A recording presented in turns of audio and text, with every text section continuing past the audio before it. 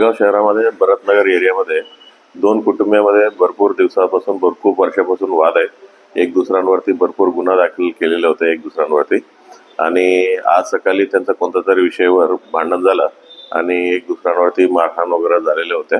त्या विषयावर एका माणसांना आता सिव्हिल हॉस्पिटल ॲडमिट झाल्यानंतर मरण पावले म्हणून त्यांनी डॉक्टरांनी रिपोर्ट दिलेला आहे। सविस्तर आम्ही विषयाचा सखोल चौकशी करून जे योग्य तो कलमानुसार आम्ही FIR दाखल करणार आहे।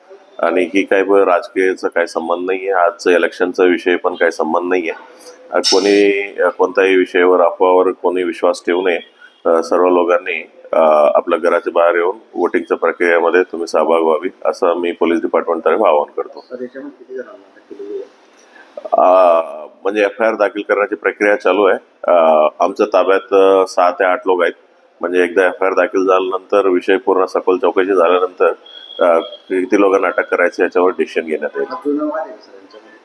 हा जुना वाद आहे। म्हणजे दोन कुटुंब आहेत, म्हणजे त्यांना रेल्वे स्टेशनला कामानिमित्त माताडीचा विषयावर त्यांच्या जुने वाद आहे। एक दुसऱ्यांवरती भरपूर जुने गुन्हे आहेत, म्हणजे एक दुसऱ्याने दाखल केलेले आहे।